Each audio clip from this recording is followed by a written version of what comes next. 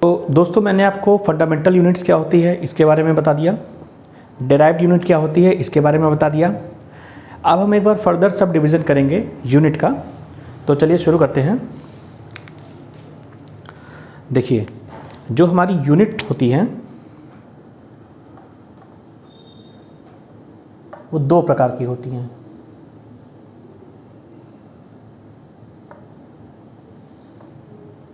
एक होती है वेक्टर जिसको हम कहते हैं सदिश, दूसरी होती है स्केलर जिसको हम कहते हैं अदिश। तो देखिए जो सदिश है या जो अदिश है उसको कैसे आइडेंटिफाई करना है, तो आप वर्डिंग्स को पकड़ के चलिए। देखिए सदिश, सदिश का मतलब होता है दिशा के साथ, दिशा के साथ, प्लस इसमें हमारा मैग्नीट्यूड होता है जिसको हम कहते हैं परिमाण, इंग्लिश में कहते हैं मैग्नीट्यूड।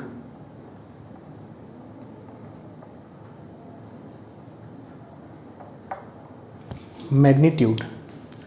और अगर हम अदिश की बात कर लें या स्केलर की बात कर लें तो देखिए इसमें होता है अदिश। अदिश का मतलब होता है दिशा के बिना, दिशा के बिना, प्लस इसमें भी परिमाण होता है। तो वेक्टर क्वांटिटी वो होती हैं जिसमें परिमाण मतलब मैग्नीट्यूड के साथ साथ दिशा की भी ज़रूरत होती है, और स्केलर क्वांटिटी हमारी वो होती हैं जिसमें परिमाण तो होता है परंतु दिशा नहीं होती है। तो चलिए अब मैं बता देता हूँ कि कौन सी वेक्टर क्वांटिटी होती हैं और फिर कौन सी स्केलर क्वांटिटी होती हैं। जब ये दोनों हो जाता है दोस्तों, उसके बाद हम मैकेनिकल क्वांटिटी का डायमेंशन फार्मूला, इलेक्ट्रिकल क्वांटिटी का डायमेंशन फार्मूला, इन दोनों को डिस्कस करेंगे। तो चलिए आगे शुरू करते हैं।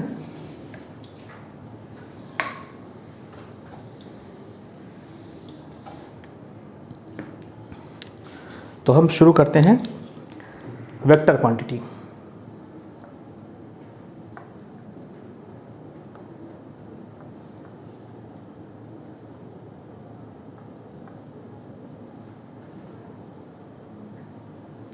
सदिश राशि।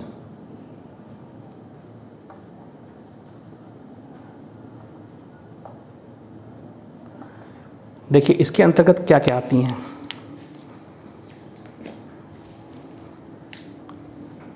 इसमें आपका आता है विस्थापन,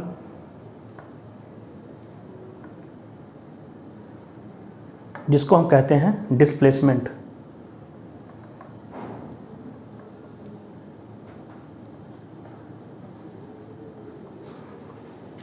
फिर आता है संवेग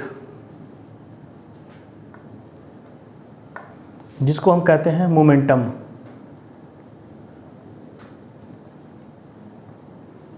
फिर आता है वेग जिसको हम कहते हैं वेलोसिटी,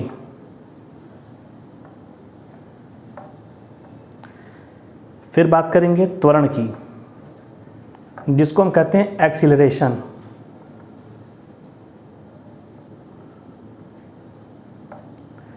फिर आता है बल मतलब फोर्स, फिर आता है आघूर्ण जिसको हम कहते हैं टॉर्क, फिर आता है प्रवणता जिसको हम कहते हैं ग्रेडियंट,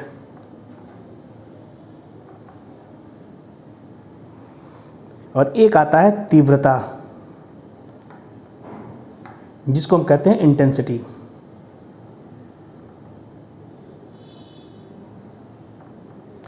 तो देखिए दोस्तों, ये मैंने जितनी भी क्वांटिटी लिखी हैं ये सारी की सारी वेक्टर क्वांटिटी हैं। एग्ज़ाम्स में कभी कभी पूछ लिया जाता है, पहले तो ज़्यादा पूछा जाता था, अब कम पूछा जाता है, लेकिन फिर भी इसको बताना इसलिए ज़रूरी था कि एक आपका आइडिया क्लियर हो जाए। विस्थापन हो गया जिसको डिस्प्लेसमेंट कहते हैं, संवेग हो गया जिसको मोमेंटम कहते हैं, वेग हो गया जिसको वेलोसिटी कहते हैं, त्वरण हो गया जिसको एक्सेलरेशन कहते हैं, बल हो गया जिनको हम फोर्स कहते हैं, आघूर्ण हो गया जिसको हम टॉर्क कहते हैं, प्रवणता हो गया जिसको हम ग्रेडियंट कहते हैं, और तीव्रता हो गया। तो देखिए ये जितनी भी क्वांटिटी हैं आपके सामने, इन सारी क्वांटिटीज़ में हमको दो चीज़ इम्पॉर्टेंट है। एक हमारे पास मैग्नीट्यूड और दूसरा है डायरेक्शन। मैग्नीट्यूड और डायरेक्शन दोनों ही इसमें चाहिए।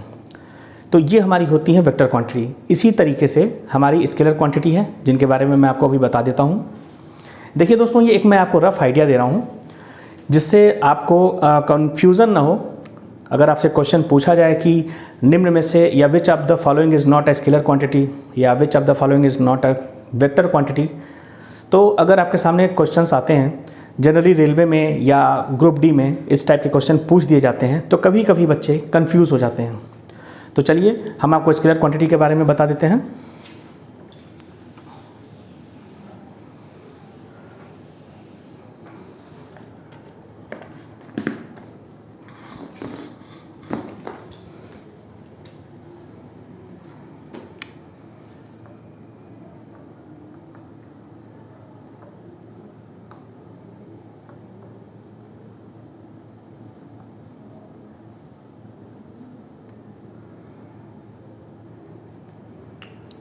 ये होता है अदिश राशि।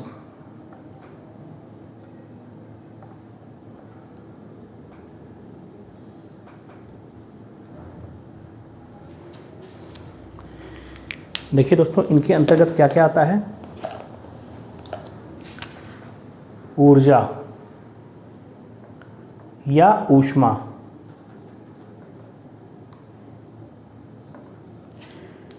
फिर आता है समय जिसको कहते हैं टाइम, फिर आता है आयतन, आवेश जिसको कहते हैं चार्ज, द्रव्यमान,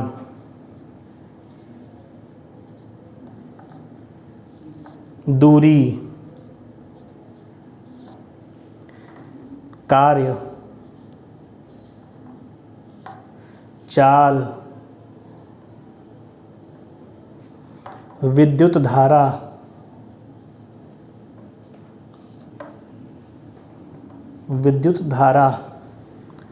विभवांतर और दाब, विभवांतर और दाब। देखिए ये मैंने जितनी भी क्वांटिटी आपके सामने लिखी हैं ये सारी की सारी क्वांटिटी स्केलर हैं।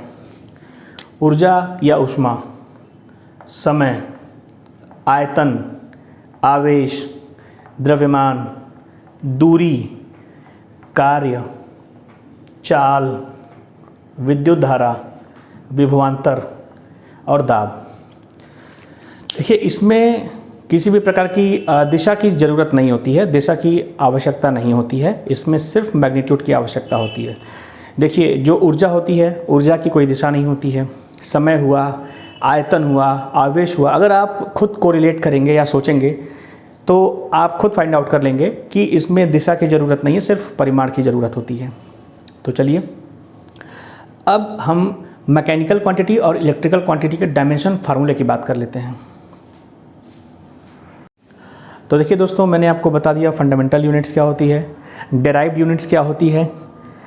उसके बाद मैंने डायरेक्शन के हिसाब से बताया कि हम यूनिट्स को दो पार्ट में डिवाइड कर सकते हैं, एक होती है स्केलर क्वांटिटी और दूसरी होती है वेक्टर क्वांटिटी। अब चलिए, अब मैं यहाँ से आपको प्योर डायमेंशन फार्मूले के बारे में बताने जा रहा हूँ। तो ये जो डायमेंशन फार्मूला होता है आरआरबी जेई, आरआरबी एनटीपीसी में खूब पूछा जा रहा है और भी अदर एग्ज़ाम्स में डायमेंशन फार्मूला आजकल आ रहा है।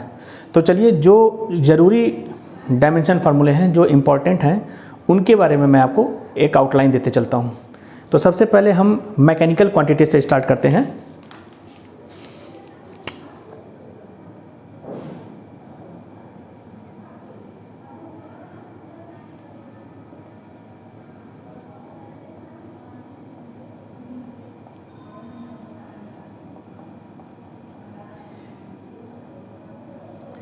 Mechanical quantity. देखिए इसमें पहले हम पढ़ेंगे वेलोसिटी का, वेलोसिटी स्लैश स्पीड। देखिए इसका जो फॉर्मूला होता है वो होता है डिस्टेंस अपॉन टाइम, और डिस्टेंस का जो होता है वो होता है हमारा l और टाइम का होता है t। तो इसका जो फाइनली हमारा डायमेंशन फार्मूला आएगा वो आएगा L(t)(-1). अब चलिए हम दूसरा बताते हैं आपको, वो है हमारा एक्सीलरेशन। एक्सीलरेशन देखिए आपका जो एक्सीलरेशन या त्वरण होता है वो होता है आपका v/t, वेलोसिटी अपॉन टाइम। तो ये होता तो delta v upon delta T है, लेकिन चूंकि डायमेंशन फार्मूला निकाल रहे हैं इसलिए मैं आपको बता दे रहा हूँ। तो जो वेलोसिटी है उसका हम लोगों ने निकाला L(t)(-1) और टाइम का होता है t, तो ये हमारा आ जाएगा L(t)(-2). अब हम बात करते हैं मोमेंटम की, जिसको हम कहते हैं संवेग। मोमेंटम, संवेग। देखिए इसका जो फॉर्मूला होता है वो होता है m/v। m होता है द्रव्यमान, तो ये हो जाएगा कैपिटल M, और जो हमारा v होता है वो होता है वेलोसिटी L(t)(-1). तो इसका आ गया डायमेंशन फार्मूला m(L(t)(-1). चलिए हम अगला बात करते हैं। अब हम बात करते हैं इम्पल्स, लेकिन इम्पल्स से पहले मैं आपको फोर्स का बता देता हूं एक बार।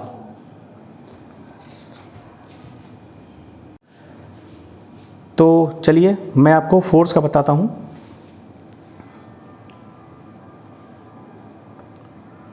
फोर्स मतलब होता है बल, और इसका फॉर्मूला होता है m(a).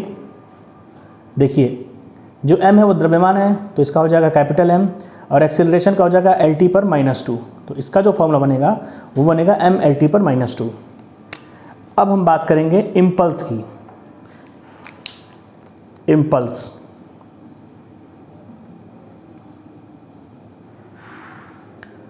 जिसको हम कहते हैं आवेग।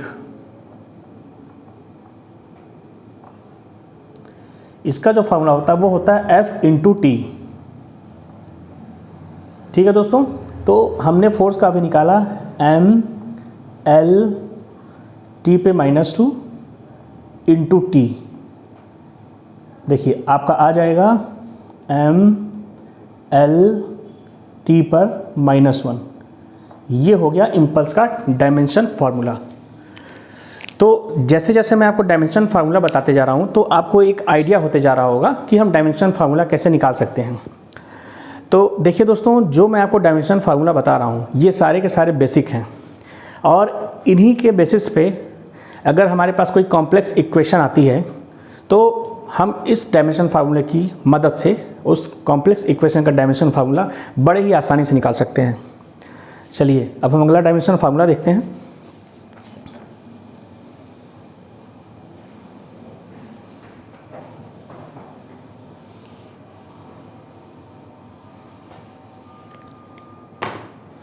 हम देखते हैं work.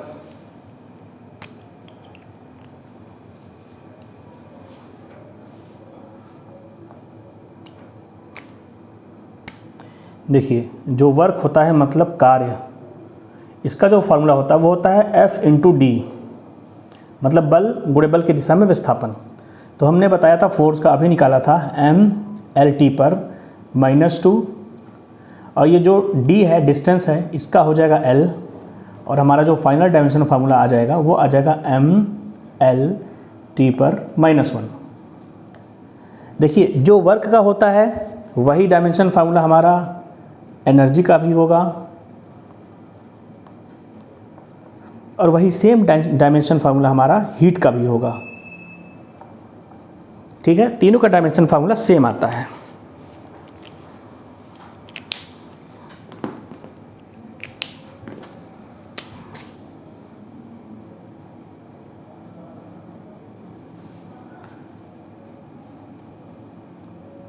Dimension formula of both quantity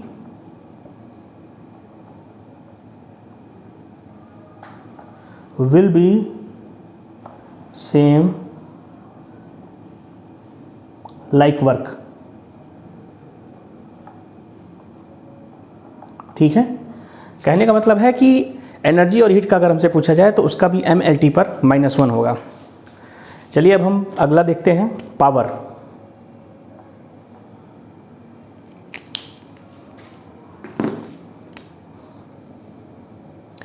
power को कहते हैं हम शक्ति, और जो इसका फॉर्मूला होता है वो होता है W/T, कार्य करने की दर। और अभी हमने वर्क का निकाला है MLT पे -1, और देखिए जो टाइम होता है उसका होता है ब्रैकेट में T। तो इसका जो डायमेंशन फार्मूला आ जाएगा वो आ जाएगा MLT पर -2। ये हो गया हमारा पावर का। तो देखिए मैं जैसे जैसे आपको डायमेंशन फार्मूला बताते जा रहा हूँ, अब आपको एक आइडिया लग गया होगा कि डायमेंशन फार्मूला निकालना कितना आसान है। ये बहुत ख़ास चीज़ नहीं होती है, बशर्ते हम पढ़ते नहीं हैं या हम ध्यान नहीं देते हैं तो हमारा ये टॉपिक छूट जाता है। तो इसीलिए मैंने सोचा कि मैं इसको कंसीडर कर लेता हूँ और आपको बता देता हूँ, it will be helpful for you. तो चलिए हम अगला डायमेंशन फार्मूला देखते हैं।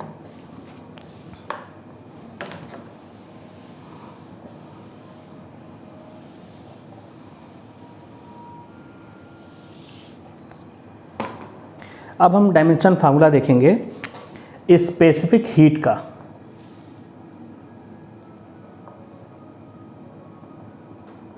Specific heat constant.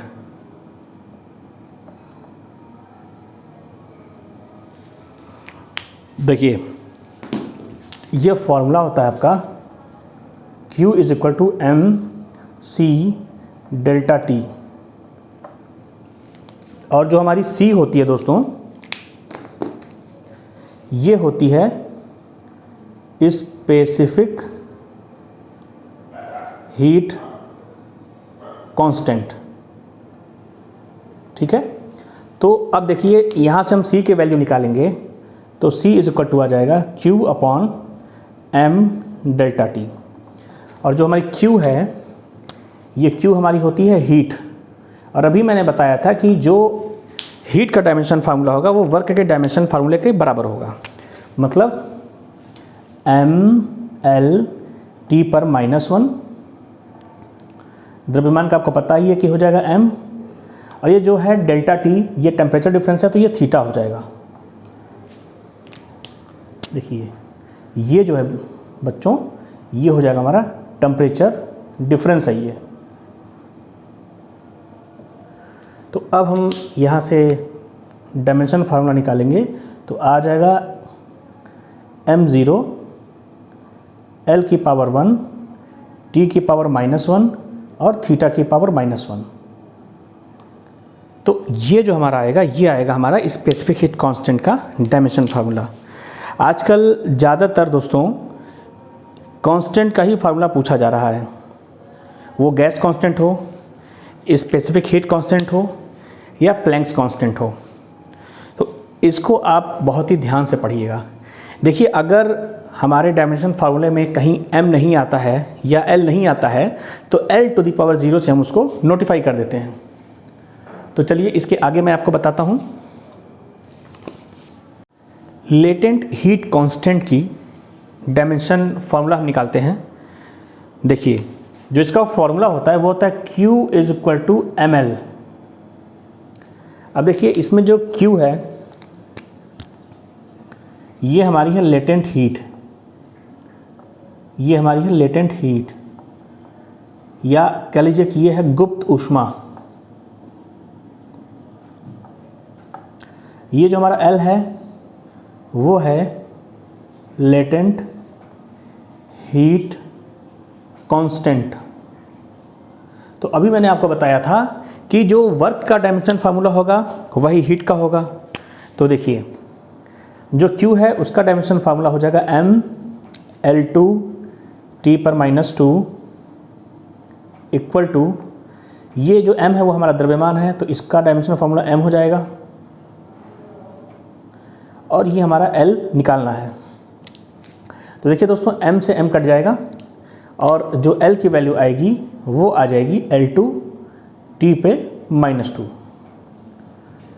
तो ये हमारा लेटेंट हीट कांस्टेंट आ गया, ये हमारा लेटेंट हीट कांस्टेंट।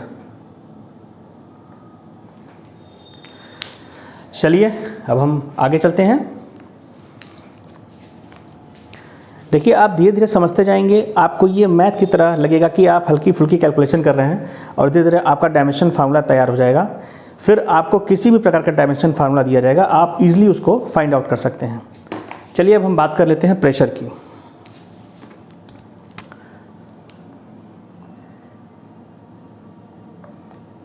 प्रेशर या स्ट्रेस, दाब। देखिए, जो आपका प्रेशर होता है P इक्वल टू होता है F/A, फोर्स अपॉन एरिया। और फोर्स का आपको पता है डायमेंशन फार्मूला mLT/-2। एरिया का आपको पता है L2। अब आप इसको सॉल्व करेंगे तो ये हो जाएगा mL पे -1 T पे -2। ये आ गया हमारा प्रेशर का डायमेंशन फार्मूला। अब चलिए हम अगला निकालते हैं, इलास्टिसिटी कांस्टेंट।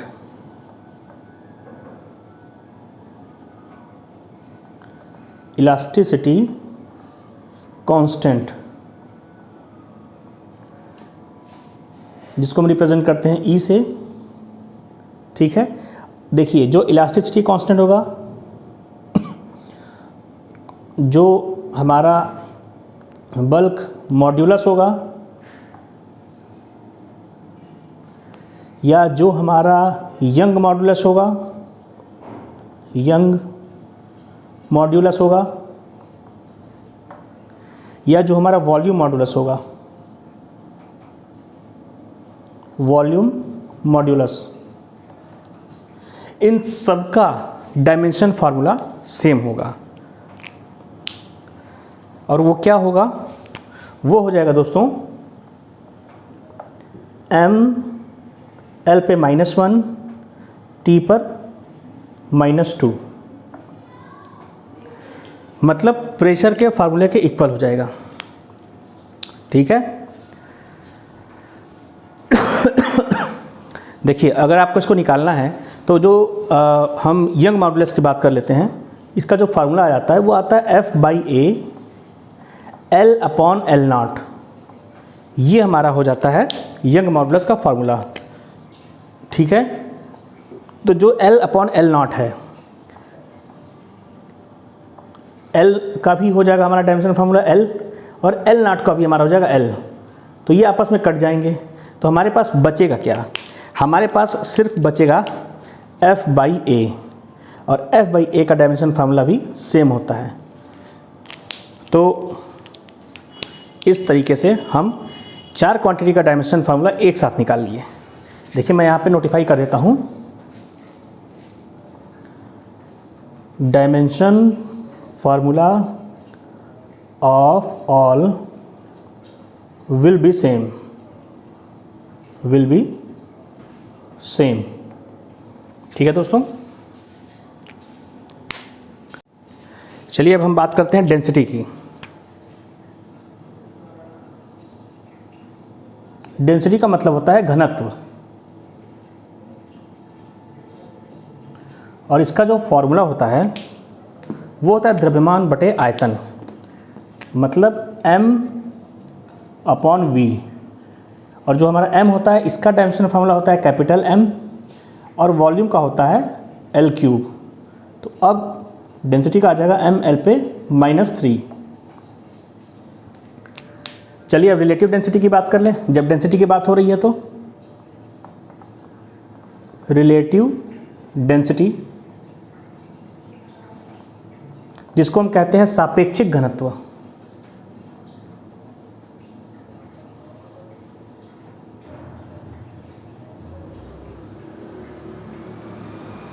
सापेक्षिक घनत्व,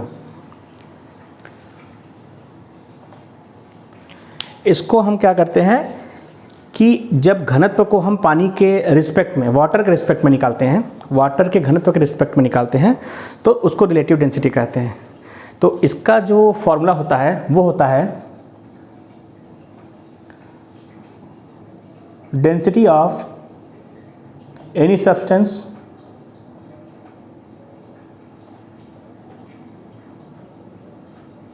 अपॉन डेंसिटी ऑफ वाटर।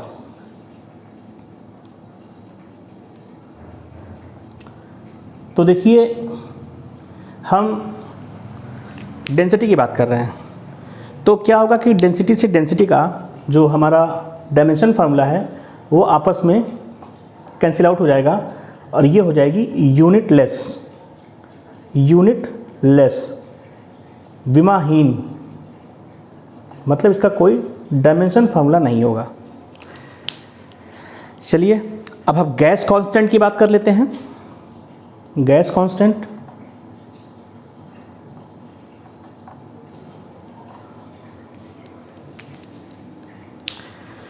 देखिए आपको फॉर्मूला पता है PV is equal to nRT। चलिए मैकेनिकल क्वांटिटी में हम एक आखिरी फार्मूला देख लेते हैं और वो है गैस कांस्टेंट। गैस कांस्टेंट जिसको कहते हैं हिंदी में गैस नियतांक। तो देखिए हमको इक्वेशन पता है PV is equal to nRT, ठीक है। तो देखिए जो हमारा P है ये होता है हमारा प्रेशर, जो हमारा V है ये होता है वॉल्यूम, और जो हमारा R है ये हमारा है गैस कांस्टेंट जो हमको फाइंड आउट करना है, और जो हमारा N है ये है नंबर ऑफ मोल, और जो हमारा T है वो है हमारा टेम्परेचर। तो चलिए अब देखिए सबकी वैल्यू आपको पता है। तो देखिए प्रेशर का जो डायमेंशन फार्मूला होता है वो होता है m L पे -1 T पे -2। जो वॉल्यूम होता है उसका डायमेंशन फार्मूला होता है L3। नंबर ऑफ मोल्स को हम स्मॉल m से रिप्रेजेंट करते हैं, R की वैल्यू हमको निकालनी है, और जो हमारा टेम्परेचर है उसको हम थीटा से डिनोट करते हैं। तो अब जब हम R की वैल्यू निकालेंगे तो देखिए ये हो जाएगा हमारा m L की पावर 2 T की पावर -2 m की स्मॉल m की पावर -1 और थीटा की पावर -1। गैस कांस्टेंट का डायमेंशन फार्मूला ये आता है। तो दोस्तों अगर आपको लग रहा है कि ये बहुत बड़ा है डायमेंशन फार्मूला, तो बस आप सिर्फ इसके इक्वेशन को याद रखिए। देखिए प्रेशर का आपको पता ही है, बेसिक होता है, वॉल्यूम का आपको पता ही है, और टेम्परेचर का आपको पता ही है। तो अगर एग्ज़ाम में अगर आप भूल भी जाते हैं तो आप इस मेथड से बड़े ही आराम से निकाल सकते हैं, सिंपल मैथ्स है। तो इसको याद करने की ज़रूरत नहीं है, सिर्फ आप इसको समझने की कोशिश कीजिए। तो चलिए अब हम पढ़ेंगे इलेक्ट्रिकल क्वांटिटी का डायमेंशन फार्मूला। तो दोस्तों आज के लेक्चर में हमने स्केलर क्वांटिटी और वेक्टर क्वांटिटी के हिसाब से देखा कि हम किस प्रकार से फर्दर सब डिवीज़न कर सकते हैं। साथ ही साथ हमने मैकेनिकल क्वांटिटी से रिलेटेड जो भी इम्पोर्टेंट डायमेंशन फार्मूले थे उनके बारे में डिस्कशन किया। ये हमारा जो लेक्चर था मैकेनिकल क्वांटिटी से रिलेटेड था। अब इसके बाद हम इलेक्ट्रिकल क्वांटिटी के बारे में डिस्कशन करेंगे। तो अगर आपको हमारा आज का सेशन पसंद आया हो तो इसको ज़्यादा से ज़्यादा देखें, लाइक करें, शेयर करें और सब्सक्राइब करें।